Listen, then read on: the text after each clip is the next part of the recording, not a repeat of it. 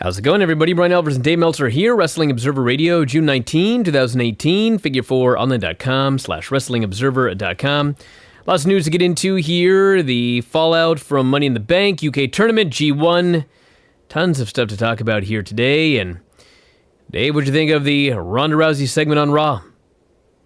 The Ronda Rousey segment on Raw was great. The Intercontinental title change match was good. And Bayley and Sasha Banks turned, and that was Raw. Did we step into a time machine with that? Yeah, it's been, I think I've seen it like before, and it didn't mean anything when then, because then they kept getting back together, so I wonder if they're going to get back together, but Sasha Banks says that they're not, and Bayley threw a water bottle at her car, and it was just like, I had no interest in it whatsoever. I think that if they had done this like in early 2017, it probably would have been really good.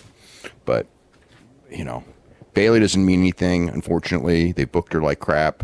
Sasha Banks actually has been pretty much booked like crap too.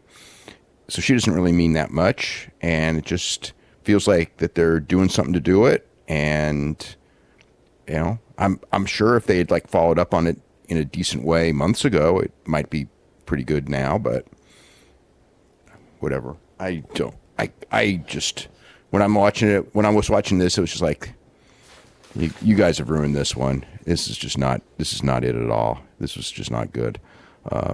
But, you know, I mean, the first half hour or so of Raw, first 40 minutes were really strong. It was really strong. And then after that, I mean, there was some other stuff that was okay, but I thought it was kind of, the first segment was great. The Ronda Rousey segment was great. Then they suspended her, so that means she's going to be off Raw for 30 days. She was the hottest thing on Raw. So maybe she has other commitments. I don't know. But it's too bad. Kurt Angle coming down to the ring, and he calls out Alexa Bliss, presents her with the title. Says Nia's doing physical therapy. She has demanded her rematch next month at Extreme Rules. God, I can just imagine. Does anyone want to see another one of those matches? Well, you're going to get it. Yeah. You're going to get it. I bet that they don't have a good match. She gives a speech. Fans chant, "You deserve it." She thanks him for the opportunity to rub it in all of their faces. We get a "We want Ronda" chant. Ronda storms down to the ring. Kurt's standing there. He's holding her back. Alexa knows. So that went way too long. It was just really. It's like she's just standing there while Alexa keeps insulting her. And, it's just like, I mean, they ended up paying it off, but she just had to stand there like a goof for, like, you can do it for just a little while, but you just can't do that for so long when you're, it just made her look, it was just stupid. I was just getting tired of, like, it's like, look at this girl's talking and Kurt's holding her back, not very hard, and it just visually looked really bad. So Alexa's bearing her. She says, "You don't know the difference between WWE and UFC. What I did last night was perfectly legal." Ronda's mad that everybody wasn't writing about her last night. They were writing about Alexa. You're irrelevant. You're an overhyped rookie. They weren't writing about her at all. Everybody was talking about Ronda last night. Well, not according to Alexa. Okay. Well, she's not reading much. So Ronda took her down, pounded on her. Kurt tries to stop her, so Ronda gives him a hip throw. She grabs the briefcase. She destroys Alexa. She destroys Kurt. Geeks at the ring. What was the briefcase doing? She's already trapped. She's already cashed it in. Maybe Kurt brought it down. I have no idea why it was there. Okay. But she beats everybody up with it, grabs Alexa, power bombs her through a table. Fans go nuts with yes chants. Just going crazy for this. Ronda goes backstage. Kurt's screaming at her. She says, "Listen, I'm sick of people telling me I don't know the difference between WWE and UFC." And Kurt says, "Listen, I'd be sick of this too." He says, "I don't even know what to do right now, but I got to suspend you. You're suspended for 30 days, and you may never even get a shot at the title." He says, "I'm sorry, but get your stuff and go." She says, "You don't sound very sorry," and she storms off. And that's the last, apparently, you'll see of Ronda Rousey for 30 days. Unless she's Steve Austin, she just comes back every week, which I guess is possible. But it's possible. If you're a ticket-buying fan, they told you, for the next 30 days, she ain't going to be there. Except she is, I presume. We don't know. Yeah, I don't know for sure yet, but I cannot imagine that she's not in Madison Square Garden, because that would get people really upset. Well, I'm sure she's going to be at house shows, but she's suspended from Raw. Yeah. Well, she's been advertised for Pittsburgh. That's less than 30 days away. Maybe that's her big return. It's 30 days. It passes. We're June 18th. Pittsburgh is in Pittsburgh June 15th. I mean, if they already announced that it was going to be Alexa Nia at the Extreme Rules, I mean, unless Ronda just has a random match, sounds like she's not on that show. She's been advertised. They've been pushing the whole thing. The Pittsburgh debut of Ronda Rousey. That's what they've been pushing on both television and all the local advertising. So she'll just face a Dana Brooke. As long as that sounds like a bad idea. I mean, unless they do a three-way, Ronda and Alexa, who she's feuding with, are both taken. They could do a three-way. I don't think they will. I think they'll just probably save the Ronda match for SummerSlam, that's what I would do. I wouldn't do the three-way. I would just do the thing. I don't know what you do. Maybe have Ronda do a run-in or something, and screw up the match for Nia, and then that would set up a three-way. But I wouldn't do a three-way. Just then go with Ronda. But maybe they will as a way to keep the championship off of Ronda for a while. So Ronda tells Renee she can save her good luck for Alexa, says in 30 days she's coming back, and whether she's champion or not, or she's going to kick her ass. Seth Rollins comes out for a promo.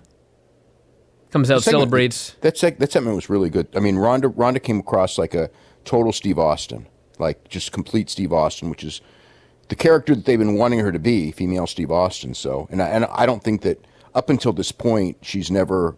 I'm not saying that she's at that level because she's not, but she was.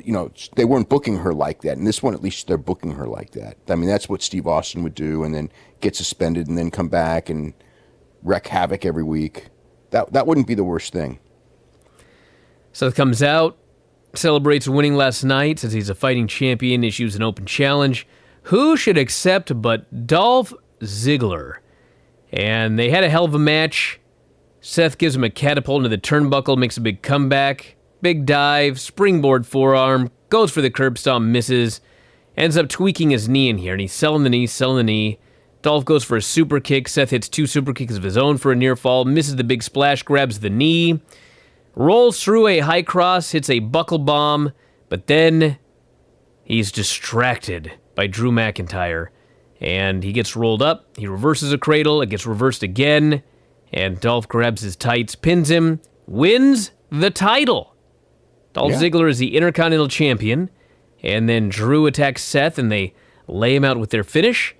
And later on in the show, Seth demanded a rematch with his claws next week on Raw, vowed to win the title back. Good match. It was a very good match. I presume he's winning the title back. I mean, it's possible. I don't know. I kind of like the idea of him not winning the title back and going in that main event multiple person match. That would be good, but they last week it was all about making Drew and Dolph into the number one contenders for the tag team titles. And now Dolph is the Intercontinental Champion. Yeah. But I think that when they announce a multiple person match, I thought that that's really good for Rollins because number one, he's been the best guy, and so he would help the match. And number two, he's the hottest guy right now. Although Strowman's pretty hot, but I think that if you're going to put I think that it'd be good for him to be in that match. That they're doing multiple person match, so it's for the shot at Brock Lesnar, presumably at SummerSlam. That's not definite, but it's got to be pretty much definite at this point because we're kind of running out of time. Well, there are no more pay-per-view, so it's either SummerSlam or a Raw show. So, Brock doesn't wrestle on Raw, so it's SummerSlam then. So it's going to be Kevin Owens and Finn Balor and Braun Strowman and Roman Reigns and who else? Officially, it's Roman and Lashley at this point.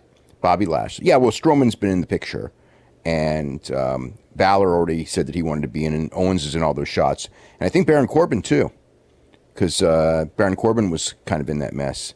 God, Baron Corbin wrestling in those frickin' clothes. It just couldn't take that match seriously at all. Yeah, he's the new Constable Corbin is Corporate Kane. He wrestles in his street clothes, and he does stuff backstage. Yeah, I wasn't a big fan of that guy either. But yeah, it just took the match. I don't know. It wasn't. It just took all the seriousness out of the match when you see a guy wrestling in clothes like that. We had Bobby Roode, Kurt Hawkins. Roode won with the DDT. Nothing to it. Strowman comes out. Says he's run roughshod over everybody. Now all Lesnar has to do is show up. He's going to cash in and become the new champion. Kevin Owens comes out. Well, Lesnar's not showing up for a while. He says... Not till like late July or early August. He says, I shouldn't be out here. I'm hurt. Don't want to steal your spotlight. Just want to say congratulations. He says, I knew you would win. We all knew you would win. That's why we tried to neutralize you. And now that you're the Money in the Bank holder, everyone's after you. We, the two of us, need a strategy. We don't have any friends right now. Perhaps we can use each other, he says. So he said Sami Zayn was injured? He said that Bobby Lashley injured Sami Zayn and he doesn't know when he'll be back. So I wonder what that means. Like, I wonder if Sami Zayn's like out for a while. That's what it sounded like. Could be. Yeah, that's what it sounded or it like. was just a one-night storyline to do this segment here, to set up a main event. Says, we don't have any friends anymore, and maybe if I help you win the title, you can defend it against me. And he goes to shake his hand. Braun shakes, won't let go, grabs the guy, hoists him up, and Kevin bails outside. Sets up a segment for later. Then we have Sasha meeting with Bayley. Bayley says, I was rooting for you last night, but it's over, and you just need to move on. Quit watching the match replay and dwelling on it. Sasha says, listen, I just want to be the best. Bayley says, I know that, but you don't have to sulk about it. Sasha says, you don't get it. Bayley says, I do get it. And I want to take on the Riot Squad tonight. I want you to be my partner. This can be a new start for us. And they smile and they shake hands. I was howling. This was so bad. And you knew where it was going. Yeah, pretty much. Pretty much like, as soon as the match started, it was like, okay, so they're going to split up in this match. Oh, yeah. And that's what happened. We had Matt and Bray. Well, look, you got to fill 3 hours of time. Well, you do have to fill 3 hours. By the way, hey, did you know that? Did you see that John Cena story coming? Oh, my God. John Cena vasectomy story? Hey, this is killing me. Because I got to talk. This is beyond stupid. I got to talk about this because, this John Cena, so this stuff was like taped like months and months ago. It's not like this is like the stuff that they're doing for the public now, okay, where they never talked about any of this. Okay, that's like supposed to be real, but him saying that he's going to have this reverse vasectomy done, I guess they don't actually use that term. They just like imply it, that he can't have kids and he needs to have surgery. This has like been taped like in whenever, January. So it's like this whole thing is just, I mean, it's so ridiculous. Okay, so seriously now. Yes. They were dating forever, and for like 8 seasons of this stupid show. Yeah. Nikki wants to have kids, and John just says, no, I wouldn't be a good father. I'm always on the road, blah, blah, blah.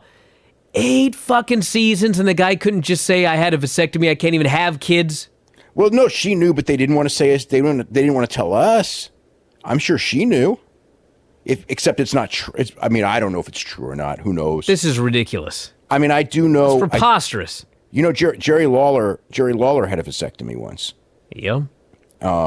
Because they did the angle, the big angle in whatever it was, 87, the one with Austin Idol and Tommy Rich, where they kept ramming his groin into the post over and over again and took him out for a couple months or a couple weeks, however long it was. It was for him to recover from a reverse vasectomy because he had a vasectomy because he wanted to fool around on the road and he didn't want any woman coming up and going like, I'm pregnant. So that was the deal. And then I guess he wanted, whatever, he had it reversed. So anyway, that's what happened. So he did that. So the idea that someone who doesn't want to have kids but wants to have fun might be doing that, that's not foreign in wrestling. It's not, I haven't, aside from Lawler, I've never heard of anyone doing it, but I mean, it's possible. But, whatever. This was just, I mean, it was different. It was a different storyline, that's for sure. But whatever. Says here. So they're gonna get married now, right? Says here that vasectomies can be reversed a number of times, but the success rate may decrease with each reversal. So there you go. Yeah. It's not 100%, but it's not that. Yeah, it's not that unusual. What a storyline. Yeah, I mean, I guess it's a different twist. I didn't see it coming, but when they said it, it's kind of like, okay, you've kind of like hit like the bullshit level a little bit too high right now, and now you're kind of like getting, I mean, you might as well get him abducted by Martians next week too while we're at it to keep before he gets married. Hey, that'd probably do good numbers. So they could cancel the wedding because he's abducted and then he can come back and she's go, where have you been? And it's like, I was abducted by Martians. And she doesn't believe it until we find out later that he truly was. Sure. Yeah. Works for me. It gets another season out of it. So Matt and Bray, speaking of Martians, Matt and Bray versus Rhino and Slater. The B team appears on the big screen. They're doing a parody of Matt and Bray. And Bo is playing his own brother. Yeah, he looks just like spitting him. image. I know. It's incredible. So they say they're not afraid. They're coming for the titles. Announcers doing this stupid laughter. Oh yeah, I know. Curtis Axel looked like some, like El Terrible or some like wild Mexican heel with that fake hair. Yeah. So ref rings a bell. Get a quick match. Bray gets an astonishingly cold tag.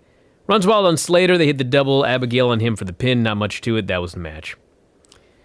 Kurt's on the phone. Says, yes, I will make sure I run everything by Constable Corbin. We've got some work to do. And he has another big announcement coming up tonight, which was what we've already talked about. We have Jinder. So didn't Corbin tell him, give him the phone or something?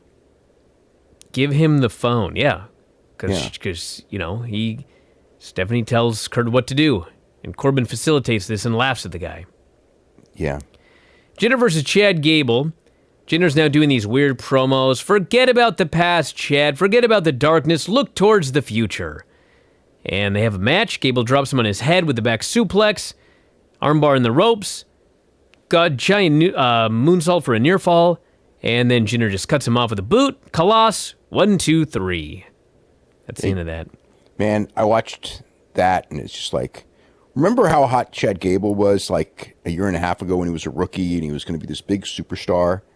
Man, I remember because it was him and Jay White were like battling for Rookie of the Year, and actually, it doesn't pay to be short. Oh, I guess the guy's great. I'm aware of that. You're aware of that. I'm also aware that he's short. So?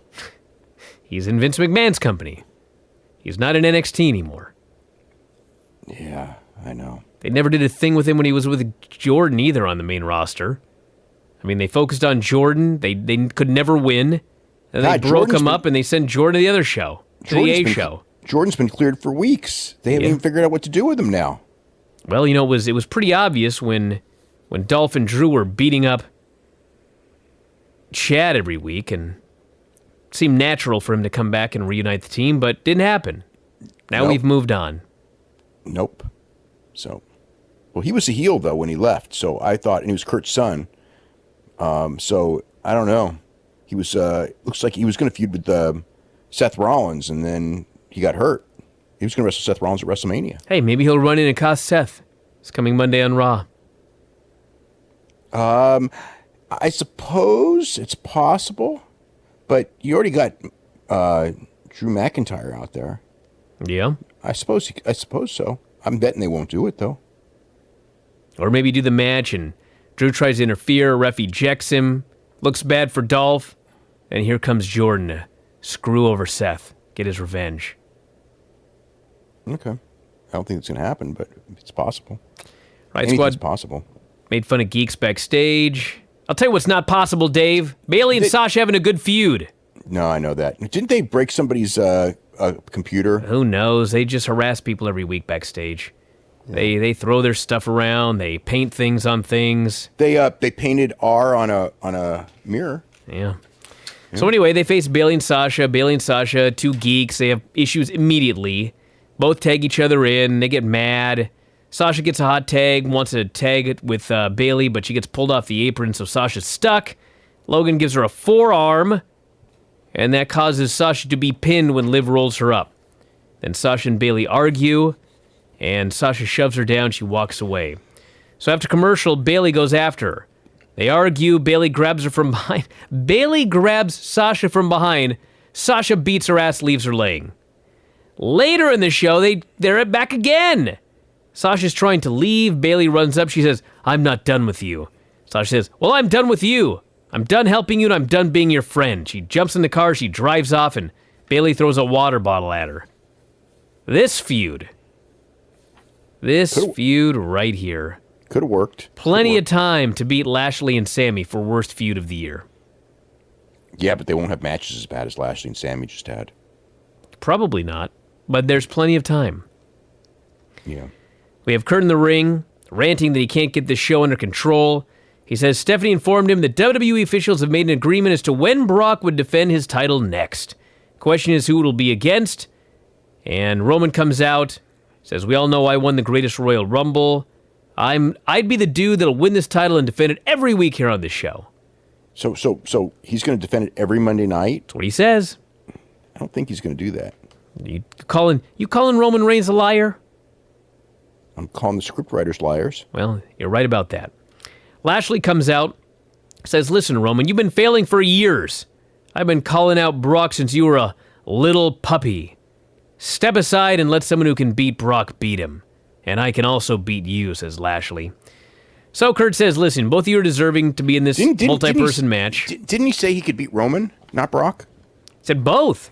He said he could beat Brock, and he said also I could beat you. Well, he said he messed up his words. I remember that. Well, anyway.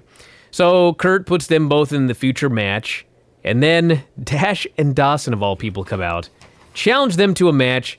Roman buries him, tells him to shut up and get in the ring. By the way, did you listen to the commentary when Roman Reigns came out? I was trying so hard not to listen to the commentary on this show. Yeah. I don't want to give you more heat. No, it wasn't.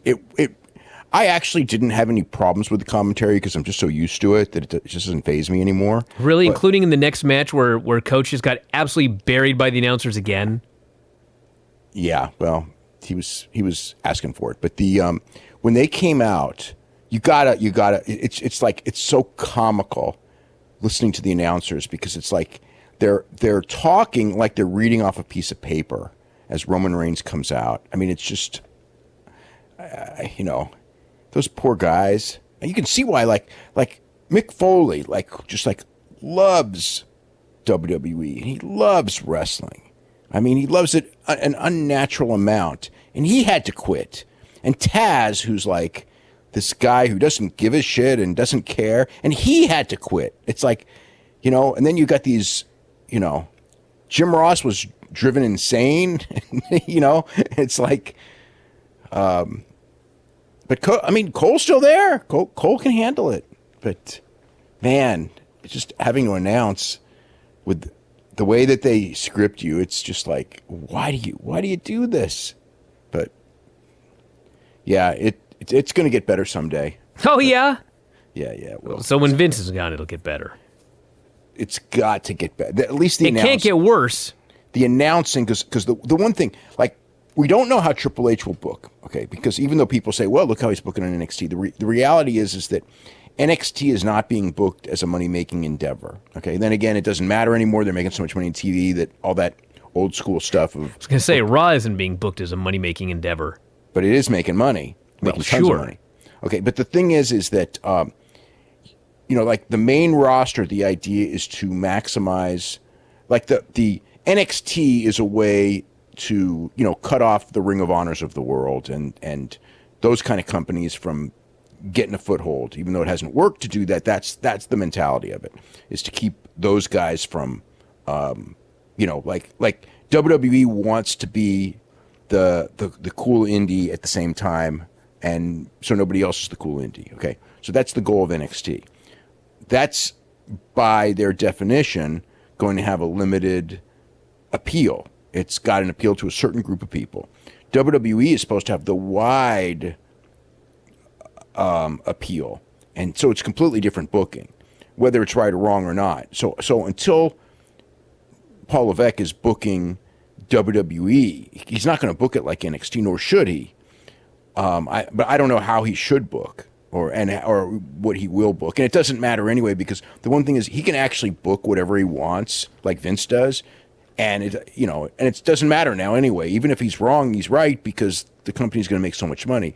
So just from TV, unless the TV just completely collapses, and he's way too smart to let the TV collapse. I mean, even like I've got to think that if it's going down like off a cliff, that he'll go. That someone will go to him and go, "We're going off a cliff," and he'll go, "Okay, let's do something else." But they're not going to go off a cliff. So I'm not. So, but that's the whole point.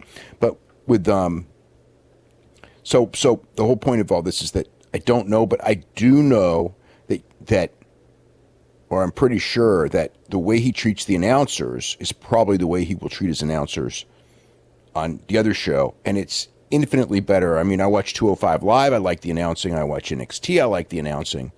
So I do think that will, in fact, someday get better. I don't know when that day comes, but it will be someday. So we have Revival versus Roman and Lashley. Revival gets a little bit of heat on Lashley. Roman gets a hot tag. Suddenly, Coach says, "I've been hearing backstage a lot of wrestlers are scurrying around trying to figure out how to get into this match." Don't you just like declare? And Corey says, "Dude, they just announced a match. That's literally impossible that you would have heard that. You're a fraud." And then the next segment after the match, the one where he says, is Finn meeting with Kurt, and the guys start showing up to declare, and they go back, and Coach goes, "See, I was right." Even though that occurred after he had said what he had said, and they buried him. Anyway, I'm sure you're shocked Roman and Lashley won. They tried to one-up each other. Lashley blind tagged in. Big spear on Dash. Yeah, Roman had him set up for the spear. Lashley hits his back, goes in and spears him, uses Reigns' own move on him. On, what was it? It was Wilder, right? It was on Dash, yes. Yeah, and then pinned him, yeah. So it was a nice little twist. I mean, normal stuff. At least the one thing about this is that, like, Lashley's kind of been in this, like, holding pattern ever since he got there. Well, not holding pattern. He's just been in a crappy feud. And now he's out of the crappy feud. And at least, like, Roman Reigns and Bobby Lashley is new. I mean, it's never really been done before. So it's that's cool. So Finn's meeting with Kurt. And I can guarantee they're not going to do as bad an angles for Roman Reigns and Bobby Lashley as they did for the last feud he was in. Of course not. Finn meets with Kurt, wants to be in the match. Corbin laughs at him, says, "You're lucky a guy like me didn't come along and beat your ass when you were the champion for 24 hours.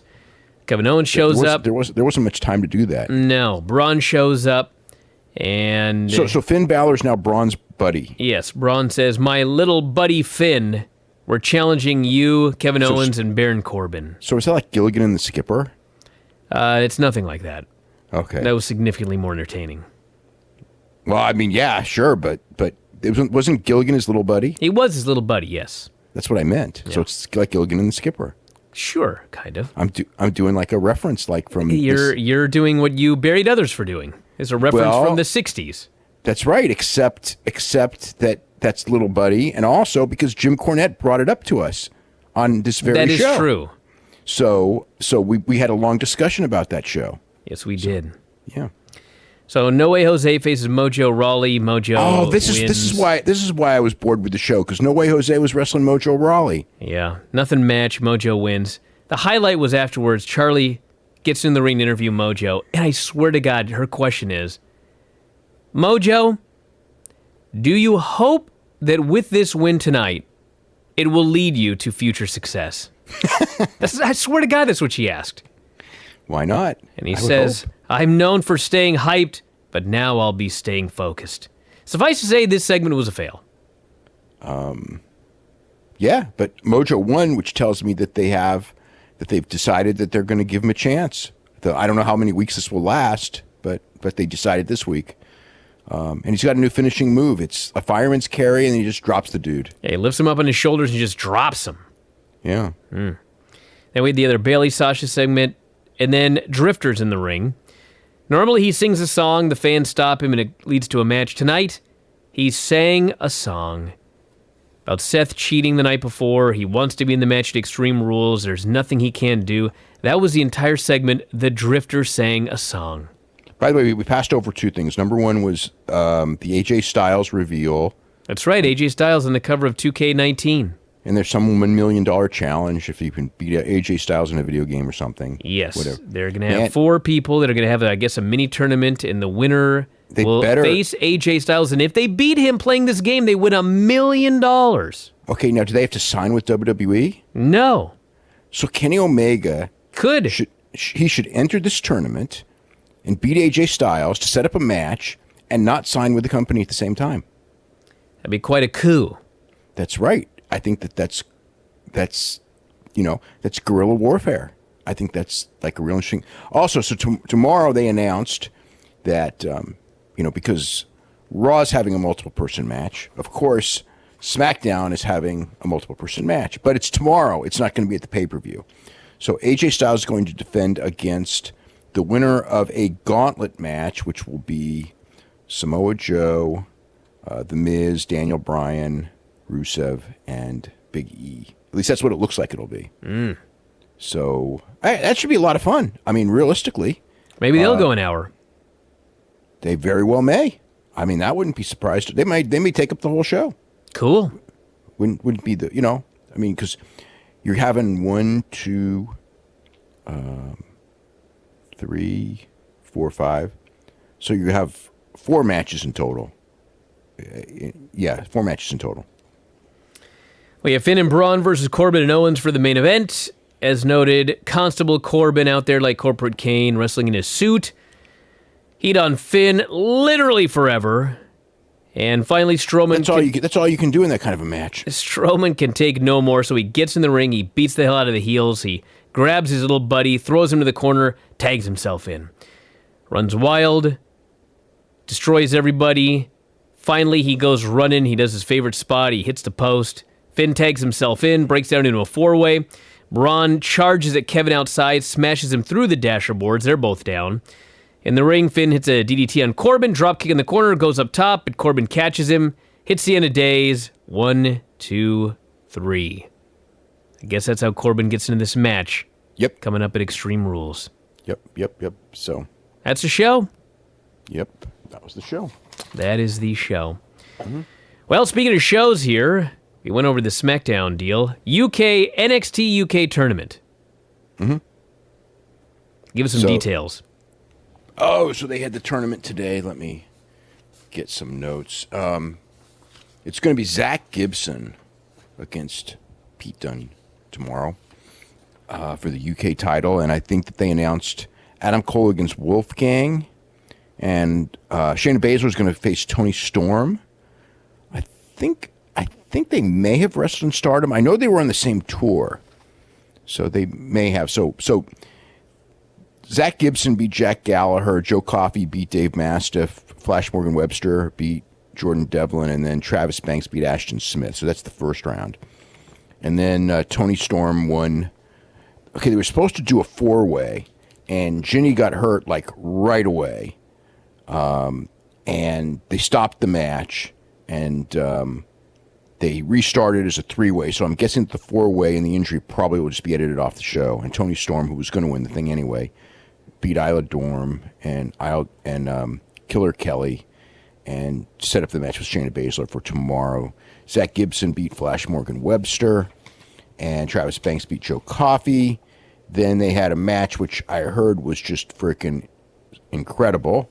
And on paper, if you look at it, it probably would be. And it was Pete Dunne, Tyler Bate, and Trent Seven against Adam Cole, Kyle O'Reilly, and Roderick Strong, which sets up Tyler Bate and Trent Seven getting the title shot at O'Reilly and Strong tomorrow. Then Sean came out, so that was Sean's big appearance. And Zach Gibson beat Travis Banks to go against Pete Dunne tomorrow. So it was a really good show. Crowd was lively, far from sold out. And they announced the name of the promotion that they're starting up. They officially announced that they're going to be doing a TV show. They announced a bunch of TV dates for the next couple of months. they're going to be doing TVs like 2 straight nights in the same buildings, like in small buildings. Like they'll be, once a month, 2 tapings. So it looks like probably 2 to 3 hours of taping for each time.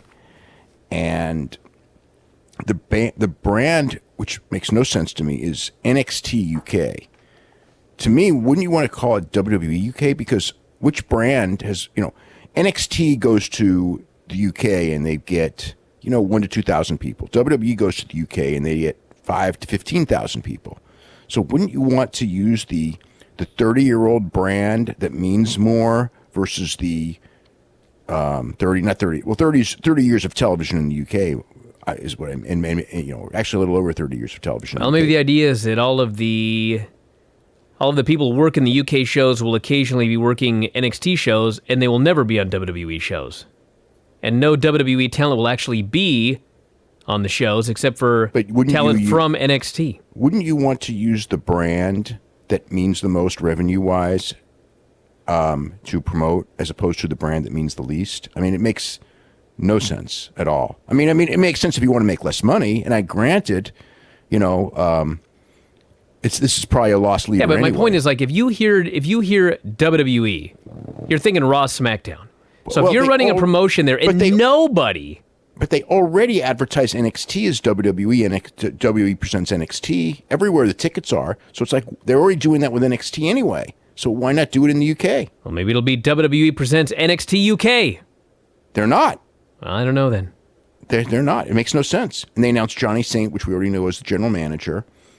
And that was, and then they're going to have a men's championship, which would be the Pete Dunne thing, a tag team title that they're going to have a tournament for or something, and a women's championship. So they're going to do the big offshoot, and they signed a whole bunch of people, and who were all the people in this tournament, and most of them who were very good.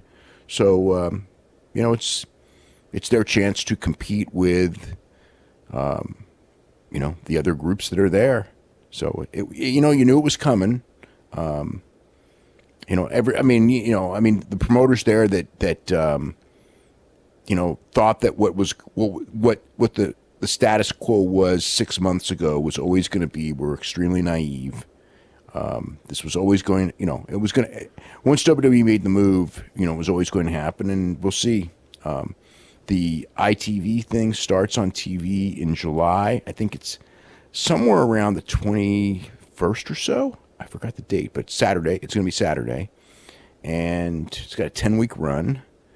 And then we'll see what happens from there. And then this guy, so here's the thing. They announced a TV show, but they didn't announce where the show would air, which tells me that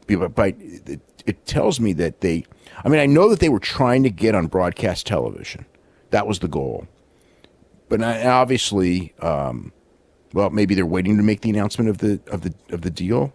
But I don't know why you would wait. But they didn't announce anything, and I've asked, and there's no announcement of anything as far as where this stuff will air. Obviously it could air on the WWE network, but it's to be determined. Alrighty, so here are the G1 blocks. Block A. Everyone in this block faces each other in this tournament. Togi Makabe, Michael Elgin, Hiroshi Tanahashi, Okada, Jay White, Yoshihashi, Bad Luck Fale, Hangman Page, Evil, and Minoru Suzuki. So we're probably going to get the usual. So it's not at Sumo Hall this year. It's at Budokan Hall. The last 3 nights.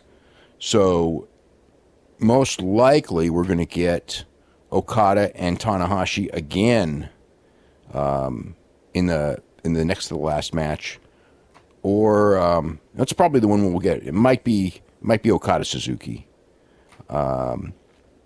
See, who else is there? It's the key guys: so Tanahashi, Elgin, Okada. Jay White will be pushed. When I look at these guys, okay, Makabe's just going to be a guy in the tournament. Elgin's just going to be a guy in the tournament, although they may have a decent run. Jay White, it's going to be interesting how much they protect him in the tournament. They may give him a good tournament. Yoshihashi's going to be losing most of the time, but probably get, a win here. Page will probably be losing a lot, But the whole thing here for Page is just to have good matches, and if he has good matches, he can really build his name up in this kind of a tournament. Fale is Fale. You know, he usually does well. Evil could be, and I think Evil will be in the mix until late. So, what's the other guy? Minoru Suzuki. Yeah, so Suzuki will probably have some outstanding matches. But the B block is definitely the block with just, you got Ishii, Goto, Kenny Omega, Kota Ibushi, Naito, Sonata, Zack, Juice Robinson, Toru Yano, Tama Tonga. So Juice will probably be mid-pack, probably have some really good matches. Goto, you know, I mean, Goto's probably going to have some great matches with some of these guys like Ishii and Omega and Naito, Sonata. Ishii's going to have probably like 7 great matches or so in the tournament. Probably he'll have killer matches with everybody but Yano, and do okay with Tama Tonga. And he'll probably have great matches with everybody else. Zack's going to have great matches with everybody. Sonata's going to have great matches with everybody. Naito will have a lot of... So Naito is going to wrestle Sonata. And that's going to be something. And of course, the one... So Omega and Naito will probably be the key guys who probably will be wrestling at Budokan. Or it could be Omega and Ibushi at Budokan. That will those matches will actually be announced tonight. So Omega and Ibushi are going to have their first match in 6 years in this tournament, which is kind of, I mean, I wish that wasn't there, because I would think that you would want Omega and Ibushi not to wrestle until they wrestle for the championship. But they're going to probably have, just because of the pressure and everything, they're probably going to have like an absolutely incredible match. And obviously Omega and Naito are going to have an incredible match. And, you know, it's, I mean, I wish that there was a little bit of difference in the tournament than there is, but it's going to be like the best collection of, this, like that month period is going to have like, you know, like probably like a large percentage of the best matches of the entire year are all going to be in the month from mid-July to mid-August. Any thoughts on the New Japan shows the last couple of days? I haven't watched. I mean, I heard Goto and Elgin was really good. I mean, like really, really good. Desperado and Hiromu Takahashi I have not seen, but they did set up the angle for Hiromu Takahashi and Dragon Lee. So it's not official. It's the Cow Palace. But if you look at everything, there's nobody for Hiromu to have a tag team match with, because Sonata and Evil are wrestling the Young Bucks. Naito and Bushi are wrestling Okada and who's Okada's partner? Is it Ishii? In that tag match? No. It's Okada and God, I'm trying to remember who Okada's partner is. There's so many different matches. Is it Kota Ibushi? Not sure. No. Okada and Kota Ibushi are wrestling. God, there's so many. I don't even remember the card. Other than they did stuff with Jay White and Juice Robinson did a bunch of stuff where Jay White tried to break Juice Robinson's arm today. I saw that. Jeff Cobb looked really good. He was throwing around Okada and Goto. Actually, I did see like a little bit right when you called. I was starting to watch the match, which was the semifinal, which was like a 10-man tag, I think. And when Jeff Cobb was in with Goto, it was like really great. I got like really interested in seeing that match at the Cow Palace. I mean, I really was kinda, but it was better than I expected. I mean, Goto, because Goto is used to working, like that's the kind of guys he really works well with. So they may have like a real surprise. I don't say surprise because I think a lot of people probably will expect the match to be good. That one might be a real big surprise. And obviously Hiromu and Dragon Lee, I mean, those guys, I think it's like the only problem with them is that their matches, like they just try to do so much that it's almost like numbing sometimes. But like it's like, I think it's impossible for them to have a bad match. I think it's impossible for them to have anything less than an excellent match, because they're just, they're each one's favorite opponent, and they just keep getting better and better. I mean, like Dragon Lee is just, he's so fantastic, and Hiromu's better than he is. So, yeah, that's Cow Palace show's starting to look good. Who's the team? You tell me. All right, I'll tell you. Hold on. I should know this off the top of my head, but I'm trying to remember. They do so, like, if it was only one big card, I would remember it. But they've got those 2 shows in the UK, and then they got the show in Daytona. There's so many different shows. I can't keep them all straight. So it's Okada and Will. Oh, with Will. Hey, Will Ospreay. Will Ospreay, not Kota Ibushi, right? Because Kota Ibushi makes no sense. Against Naito and Bushi. So the point of all this is that Hiromu has nobody to tag with, so he's going to do a singles match. Oh. What? Go ahead. And he issued a challenge after he beat Desperado today. He issued a challenge to Dragon Lee, and Dragon Lee is there that weekend on that show. So it kind of is starting to add up. So it's not announced yet, but it's looking. I think that's like the. For people who are complaining about the show, which, at least you're going to get like one match of the year candidate for sure. I mean, you may get, the Young Bucks and Sonata and Evil were, their match was fantastic at Dominion. And then Omega and Cody was really good. And they'll do like, the one thing with that is that'll be a long story match, and it'll probably be really good, and do the grudge match thing. And Okada and Will Ospreay against Naito and Bushi will be a fun, entertaining match. I mean, it won't be off the charts. Well, Will Ospreay wrestling at the Cow Palace, he may be off the charts, especially because he's kind of resting a little bit more. Jay White and Juice will probably be in that Jay White and Adam Page spot, which means they're going to just kill themselves working really, really hard to people who are just sitting there waiting for the main event. Maybe they'll be a little bit luckier, and that won't happen. But anyway, so that's the deal with that show. So New Day's on the new Being the Elite. Yeah. They were all over, and they teased the idea of a match. I think it was the Being the Elite stuff.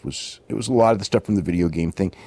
They edited it. Oh, so because I actually was paying attention and kind of watching the original footage, and this is like WWE. They like doctored this footage, because originally, it was the best 2 out of 3, and the New Day won because, what was it? Kofi Kingston beat Nick, and then Kenny Omega beat Big E, and then Xavier beat, or he's not Xavier Woods, he's Austin Creed. Austin Creed beat Matt Jackson. So they won 2 out of 3. So they won originally.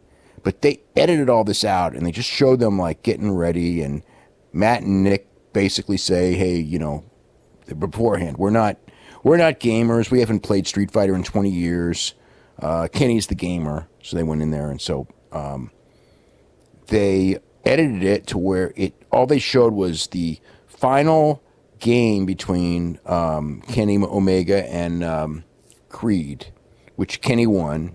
So they give you the impression that they won. I guess they won the second round. Scandalous. Yeah, it's very selective editing. And so, and they didn't show them eating the worms either, or the peppers or whatever that they had to eat. So they didn't really talk about that. And then, what else? Marty Scurll thought Flip Gordon died in Japan, but because he got him. What did he do? I think he got him drunk in Japan, although it wasn't even like real alcohol, but he thought it was or something. So anyway, then he's in Japan, for the last day of the tour, and Flip Gordon is gone, and so Marty thinks he's dead. But in fact, he left Japan early because he had a booking in the United States that he had to go to. So he had actually just left early. So he's talking about, Marty Scurll's talking to the Young Bucks about there was an unfortunate accident, Flip Gordon's dead, And Flip Gordon is like right there behind Marty Scurll, kind of like with Braun Strowman with Kevin Owens, except not quite as big. And he's talking about, oh, I really liked Flip Gordon, and we could have been best friends, and Flip's there. And, you know, then Marty was saying he knew he was there, and he didn't mean any of that and everything. So they did that. And then Short Sleeve Samson, the mini wrestler, the little guy, he, in fact, has seen footage that it was not Stephen Amell, but it was Adam Page who was there when Joey Ryan was murdered. By the way, Joey Ryan's still alive and wrestling everywhere. But on that show, he's dead. Kind of like, you know, it's kind of like watching Raw and then paying attention to house shows, in the sense that like guys are injured but they're fine on house shows, or guys are suspended but they're on the house shows anyway. So I guess they're like freaking like booking like Raw.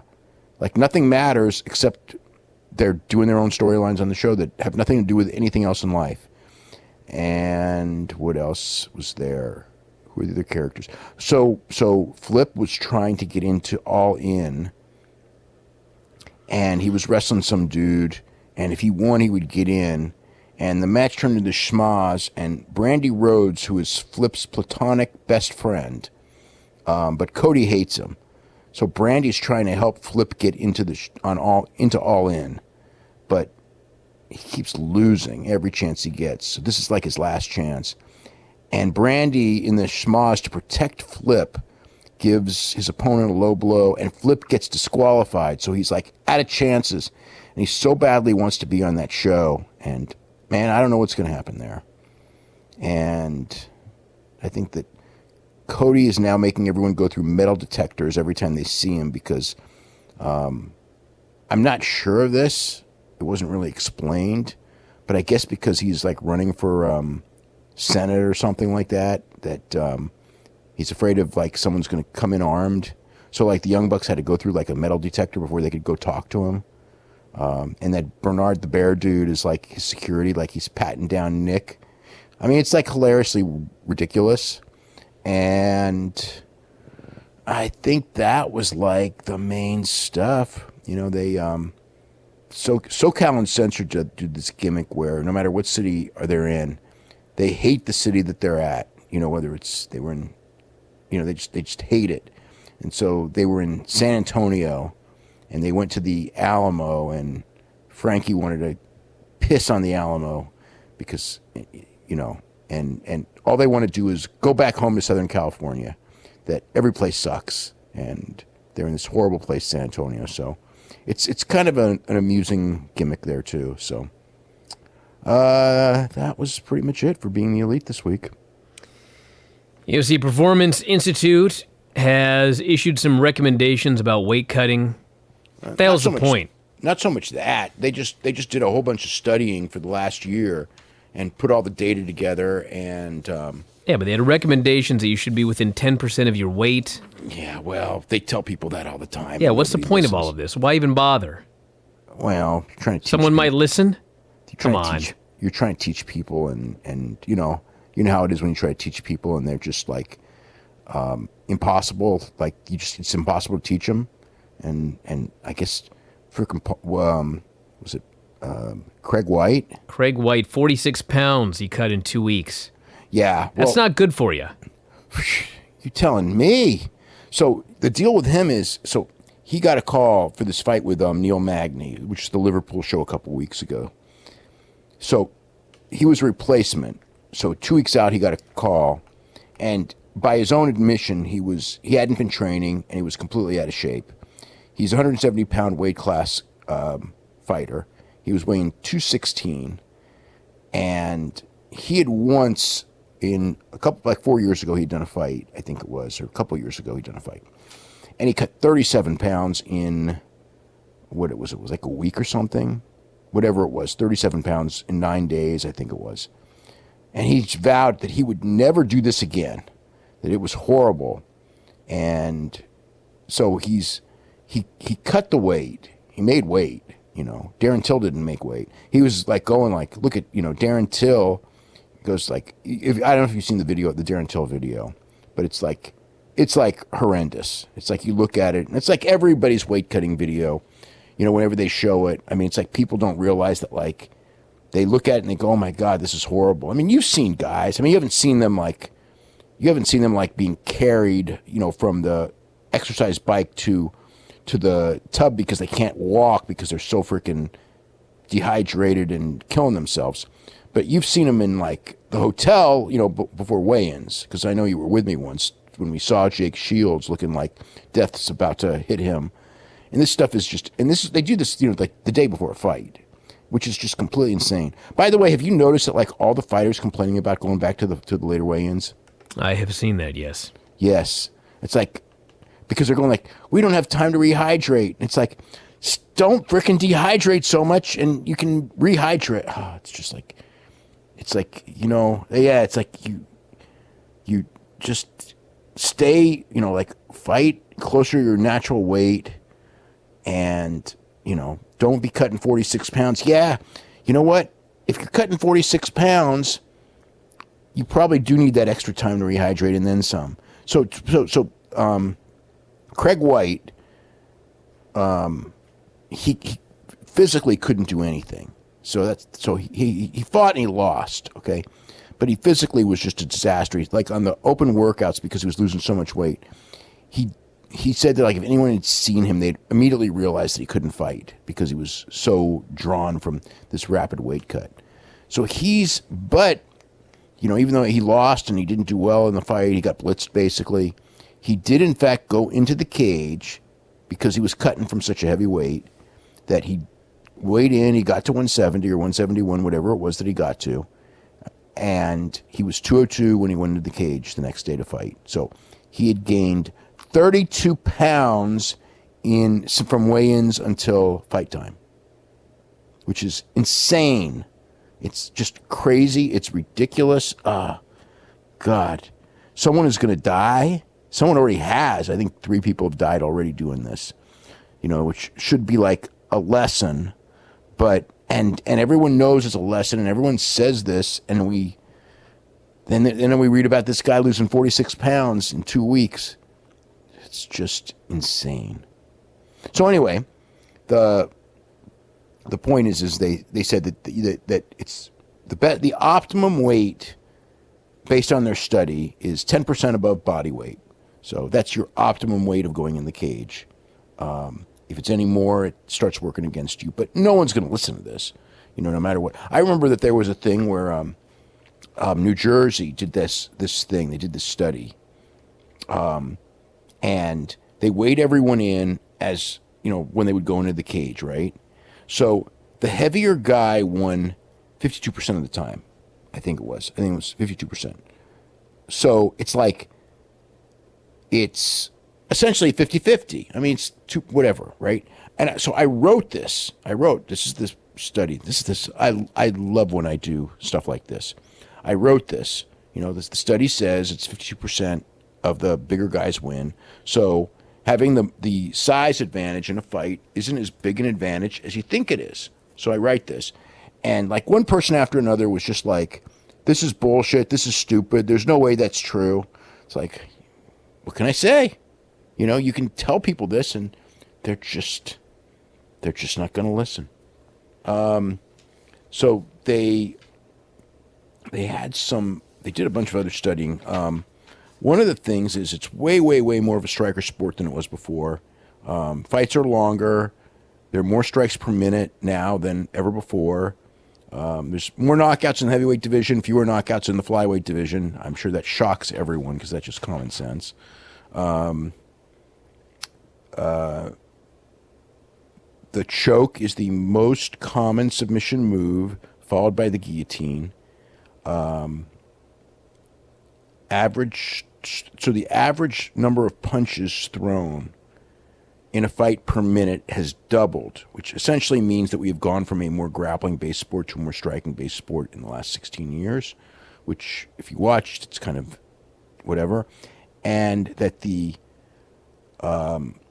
most strikes per minute are the women. The women hit more than the guys. So that's just what they do. Let's see. So the most common injuries in fights are messed up heads and faces, wrists and hands. Sure, you're going to hurt your hand, knees, foot, and shoulders. But in training, it's number one is shoulders, followed by wrist and hand, neck, and forearms, broken forearms. Yes. And what else? The women have slightly less stamina than the guys, but the difference is very minimal. And they actually have put out an 80-page book on analyzing all of this stuff. So it's kind of interesting. They've been, Forrest Griffin was behind a lot of this, of just studying and studying. They have guys at that Performance Institute studying guys. When they come in, they do all kinds of tests with them and things like this. That place they got in Vegas, that's a pretty cool place. They gave me a tour of it when the week before it opened, and they got great rehab stuff there, and really good food too. Let's do some of these Brody questions. Okay. Let me see. Where's my Brody questions here? Okay. So this person here says, I lived in Central Illinois and wanted to hear the stories about the Bruiser Brody, Dick the Bruiser dressing room fight in Peoria that I was brought up as a kid about, and we always heard rumors and we never heard the whole story. I actually lived in Decatur, Illinois, and didn't hear the Bob Geigel story where Brody kicked the door down and knocked him out. I actually don't remember the Bob Geigel story. I know it was talked about in the thing, but the Dick the Bruiser story, this is around, I'm going to say 1979-ish, and they were in a show, and Dick the Bruiser was the promoter, and I think that Dick the Bruiser wrestled Bruiser Brody in the main event, and Brody felt that he was cheated on the payoff, and they got into a fight, and it was a frickin' knockdown. It was a famous dressing room fight, and Bruiser Brody did get the better of the fight. But I remember that Brody said afterwards, he was like, man, that guy, because the Bruiser, it's 79. The Bruiser was born, God, I don't remember the year, but it was either 27 or 29. So the Bruiser's either 50 or 52 at this point. And Brody was born in 46. So Brody is either 17 or 19 years younger. And I remember but I do remember him saying that, like, man, that guy was tough.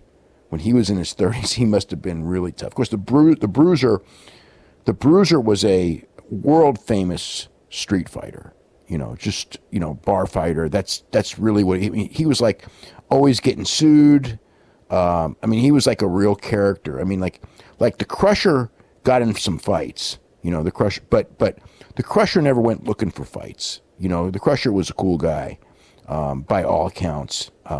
If you started a fight, from all accounts, the Crusher never lost a street fight.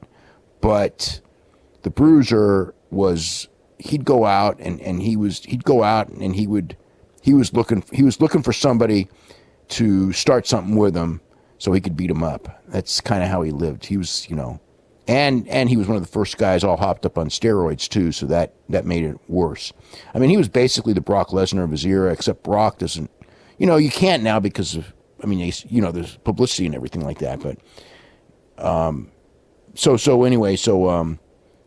that was the story of the street fight with, so then they were in St. Louis, because they were in St. Louis, they were booked on the same show, and Mushnick was all worried because he'd heard about that really crazy fight in Peoria, and he went to, he called up Bruiser, and he just goes, we're not having that here, so you got to do what you got to do, and the Bruiser came in, and he handed Brody a check for the money that he owed him, and Brody shook his hand, and they had no problems ever again. Do you think Bruiser Brody's legacy in the long term will be diminished due to the fact that so much of his career didn't survive on tape? Well, all those Japanese matches are certainly on tape, so I don't know.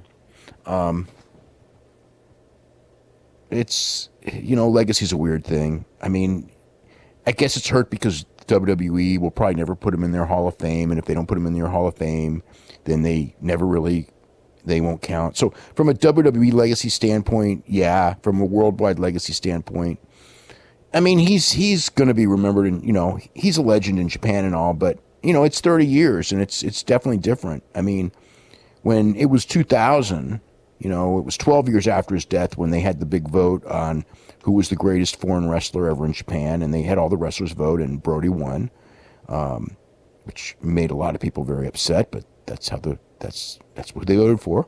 But now, it's 18 years later, and, it's a whole generation of fans that never saw him, or saw some clips of him and everything like that. So, it's like everyone's, stuff, it fades in time unless they, drum it into your brain. What did you think of Bobby Heenan's comments shown in the Brody documentary? I thought it was an interesting counter perspective. He basically said that he disliked the way Brody would purposely have bad matches or hold up promoters because it negatively affected the other wrestlers lower on the card who might have needed the money since Brody was a top guy. So a lot of the AWA guys, when Brody was in the AWA, and Bockwinkel and Heenan didn't like Brody. Bockwinkel, he definitely had, Bockwinkel had his mentality of what he liked. He hated working with Wahoo McDaniel. He thought the chops were stupid because they really hurt,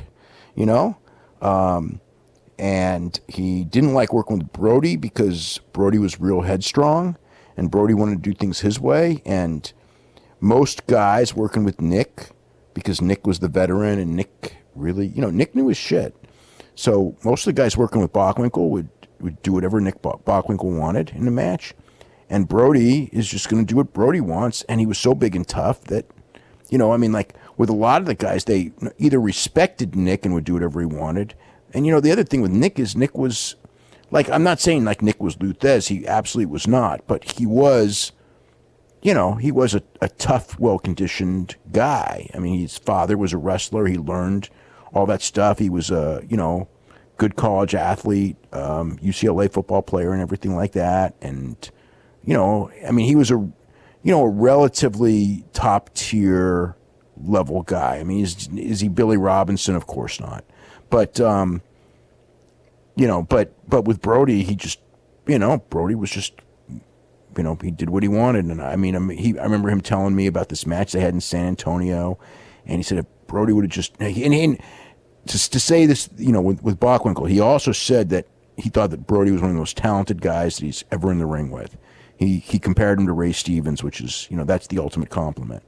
He said that the guy was an incredible talent, but he was just so difficult to work with, for him anyway, and especially in Japan. And, I remember watching Brody and Hansen against Nick Bockwinkel and I think it was Jim Brunzell in Japan. And Nick is like this big superstar and everything, and they just ran him over. Both of them.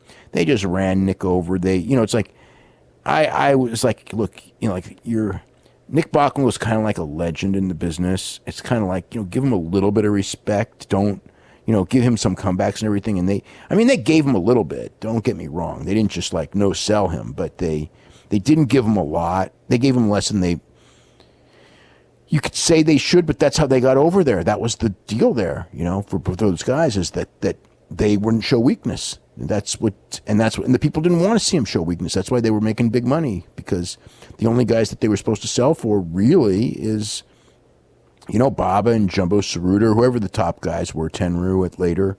It was that was, everybody else they're supposed to run over because that's what made the big matches big, because they're running over everybody. But anyway, so Brody came to the AWA. He actually had a couple of runs in the AWA after Hogan left. And, he drew pretty well, but it was, he wasn't going to do a job there, which they all knew, but for whatever reason, Vern, it's like going in, it's like he's not going to do a job because that's, Baba didn't want him doing any jobs in the United States, because in those days, if he did a job, it would be in the newspapers the next day, and that ruined the aura, and he was paying Brody $10,000 a week or whatever it was. It ended up being, he ended up making more later. but he was paying Brody. Brody was one of the highest paid guys in the business, and they, they kept trying to get him to do a job for Jerry Blackwell, and he wouldn't do it. And him and Vern had all kinds of problems. And, the other AWA guys, didn't like, because he walked out twice on Vern. That's, that's definitely the deal. Why is Lex Luger lying about having a post-match conversation after the cage match? That's what wrestlers do a lot. How much did Brody make during his best drawing years? If he was making $14,000 a week for 20 weeks with New Japan, I'm curious what his price was on the independent dates in the United States. He didn't make that kind of money in the United States. I think that his independent stuff, when he would do independent stuff, his basic price was $750 a night. So if he would do 3 shots, he was making $22.50 a weekend. And then he would work pretty solidly. I mean, like if he was working for a bigger promotion, he might make more. Obviously when he would work Houston or St. Louis, which are the big paying cities, he made a lot more. But that was his usual going rate, was $750. So it was a different era. But yeah, he made his biggest money in Japan. Let's see. Thank you for recommending the documentary. I'm familiar with the healthcare system in Puerto Rico, and it's historically been a very poor system. I was not surprised hearing how they handled Bruiser Brody at the hospital. My question to you is, do you feel there was way more behind the scenes between the death between Invader and Carlos himself? Was there any tension between Brody and Carlos? Man, there's the big unanswered question is why that happened, why Brody got stabbed, why he got killed by Invader. At the trial, the testimony was that he was supposed to do a job for Danny Spivey, and he wouldn't, and why that led to somebody knifing him in the shower. It's pretty extreme. There's people who believe that Invader was trying to stab him, but not kill him. But he ended up killing him. I don't know. Once you're stabbing a guy multiple times in the chest, I don't know if I believe that splitting hair stuff. I think that when you're stabbing a guy over and over in the chest, you are maybe not trying to scare him, but you're actually trying to kill him. Or if he does die, in fact, it's not accidental, so to speak. But, as far as with the why, when that happened, I just remember Victor Quinones, like, the next day, and again, Victor's trying to protect his territory, too, because he was part owner of WWC. So, and the place was in complete and total panic, obviously. So Victor, called me up and was just, it wasn't over a job. Now, I don't know if he was telling me the truth, but that's what he told me. It wasn't over a job because we all know that he's not going to do a job. So it was not over a job. But then in the trial, the testimony was that it was over a job. So I don't know. There have been a million other stories about why. Almost every one of those stories had, they pretty much have been debunked. So we're kind of left with, if it wasn't over a job, and it could have been, I suppose, but I don't know what it was. And I mean, the thing is that people don't realize, so when Brody, that people thought like there's all this animosity between Brody and Gonzalez, Invader, and there may have been, but it wasn't that bad because they traveled. I mean, on Brody, I think died on I think it was a Saturday night, as I remember, because I think it was Sunday morning. I woke up and I got a phone call like early in the morning. Brody's dead, and it's just like, and I remember calling up Larry Matisick. It's like, no, it couldn't be true. I'll call Barbara. Calls Barbara. She's not there because she'd already got the call and she'd left. And then I I think I called Dory Funk Jr. and he just basically confirmed it. And then I called Larry Matysik back, and I go, he's really dead. And Larry Matysik, I remember the story. He got on his exercise bike and started pedaling, and he destroyed his bicycle somehow by pedaling with such fury that he ruined his exercise bike. But yeah, I mean, what a freaking, that was like, what a disaster that was. And, you know, the talent all wanted to leave. The Americans all left the island because it was just too scary. And, yeah, that was one of the worst stories ever in wrestling. And then frickin' after the trial, Invader was booking again. He was back as booker after murdering Brody. You know, and booked there for decades. And he's now, you know, it's so many years and people have forgotten the story. And he's, you know, they were going to do a big, when Invader retired, and Invader's by this point in his mid-60s, and he retires, and the government in Puerto Rico was going to do this big thing honoring him because everybody had forgotten that story. And then people, you know, people brought up, wait a minute, he killed somebody. And the government was kind of like, oh, they kind of rescinded it at that point, I think. But yeah, it's like there's a whole generation of people that just know of, you know, Invader as this wrestler. And, you know, he booked and everything like that, and don't even know that he killed somebody. All right, everybody. On that note, we're going to wrap it up here for today. We got a ton of stuff up on the front page. The back issue of The Observer's up. There's a new Observer coming out on Wednesday with all of the news from this past weekend. Lots of shows, lots more to come, and that is it. We will talk to you again after a while.